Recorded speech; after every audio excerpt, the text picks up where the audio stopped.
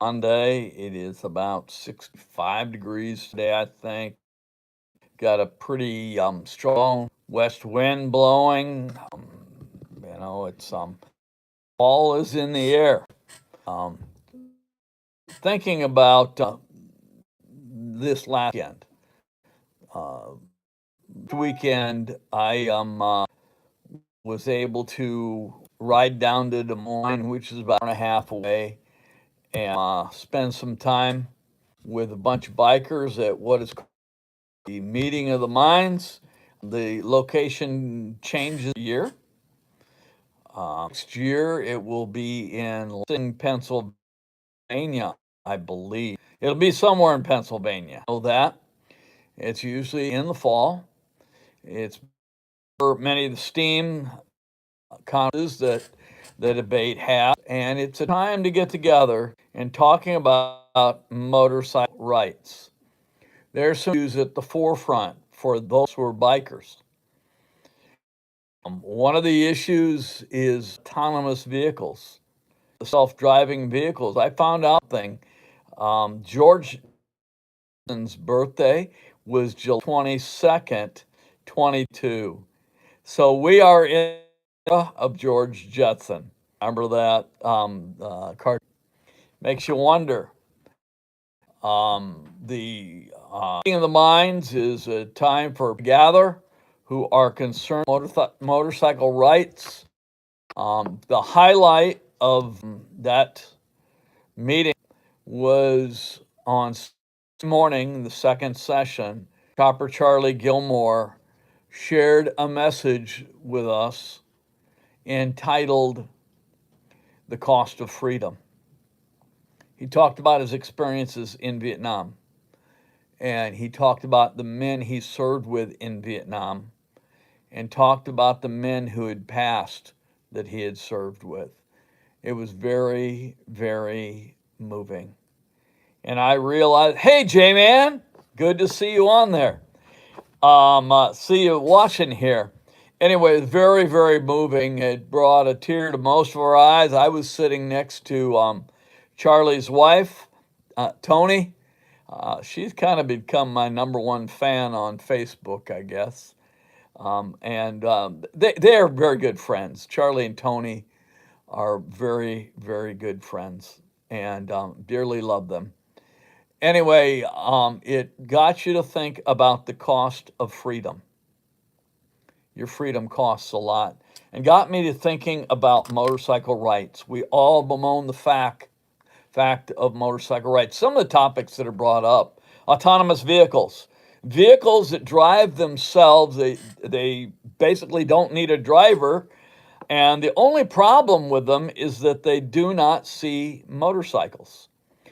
There's a death in Nevada and a death in California caused by Teslas who ran into motorcycles because they did not see them. They don't see pedestrians, and so we stand up for that. Another thing brought up was the elimination of internal combustion engines, getting rid of small engines that use gasoline or diesel, and getting rid of motorcycles, especially. And there is a war on eliminating motorcycles. There are some communities that motorcycles are not allowed to be in Europe. And what happens in Europe is coming here.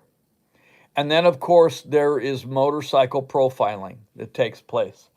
And we are all trying to take a stand for that. And you hear people say, well, nobody's going to make me ride an electric motorcycle. Well, what are you going to do when gas is $100 a gallon? Where you will be consigned to riding your bike in a parade. And we moan and bellyache and complain about, hey, Papa, thanks for joining me. We bellyache and moan and complain about losing our rights, and we scream from the rooftop that no one will take my rights. But how involved are you in a motorcycle rights organization? Almost every state in the United States has an organization called ABATE, or some people say ABATE, which ABATE is a states' rights, a state's legislative lobbyist that tries to set up laws in their state. That found its fame in Iowa in that we got rid of the helmet laws. And so if you don't want to ride with a helmet, you do not need to ride with a helmet. But it is more involved than that. Wonder, are you a member of the ABATE in your state? Are you involved with the ABATE in your state? I'm very busy. I've got a lot going on, but I try to be as involved as I can. We have a state lobbying day every year, motorcyclist lobbying day. We go down to the state capitol and talk to our lobbyists. And it's important. It's one thing to be a member of ABATE, and it's quite another to get involved and be involved in protecting our rights. The second organization that I would encourage you to be a part of is the Motorcycle Riders Foundation. That's where I was this last weekend, the MRF. This is, as far as I know, the only national lobbyist group that lobbies for motorcycle rights. They have conducted things like Bikers Around the Beltway. They have their lobbyist in Washington, D.C., trying to stand up for motorcycle rights. And again, don't complain about losing your rights unless you're willing to join and unless you're willing to get involved. Our ministry in Iowa is a sustaining member of the MRF. The MRF is a organization that we believe in. It costs $100 a year. I believe individual membership in MRF is $20 a year. The membership in our ABATE, I think, is $20 a year. I will know when the time for me to re-up comes around. Say we need $20 or $30. It is well worth it, and we will say, well, $20, that's a lot of money. That's a cup of coffee for 10 days. It's not that much money. I want to encourage you to stand for motorcycle rights. We are losing our rights. If we don't stand up for our rights, we will lose everything. There are people that think we don't belong on the road. There's a young man, a 23-year-old young man, was riding his motorcycle in a city near me, and the individual pulled through stop sign, hit him,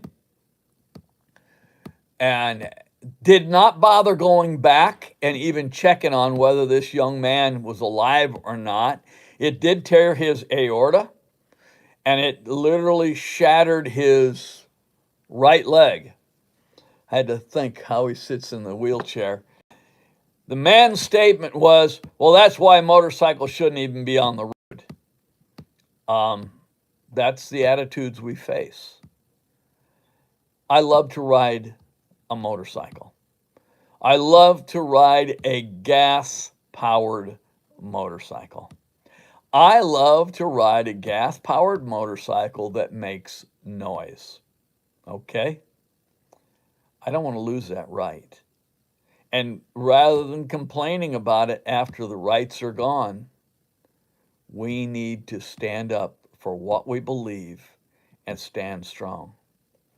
As I mentioned earlier, if you don't stand up for your rights, you're going to lose them. There are two gentlemen there from California. Two gentlemen there who stood up and basically said, we're losing it in California. The battle over a fossil fuel motorcycle is over in California. There will be a day when you will not be able to ride a motorcycle that runs on gasoline in that state. And you know what's bad? The Californians have messed their state up so bad that they're all moving out of there to different states so they can mess them up too. So, my friends, take a stand. Take a stand for your rights, but not just by screaming and belly aching. Do what matters. You know, every politician lives their life running for office.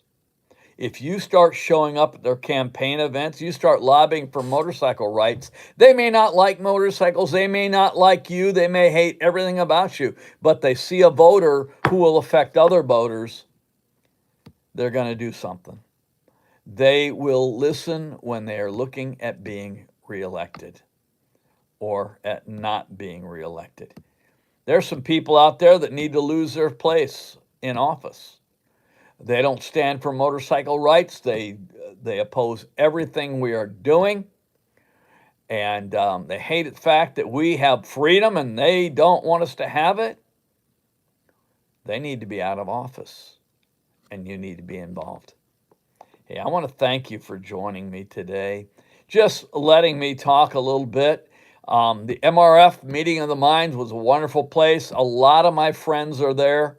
People I've met through the years are two brothers from Northwest Iowa that are like my own blood brothers. Two men that I would stand with, shoulder to shoulder or back to back with, against any foe, any day of the week. They were there.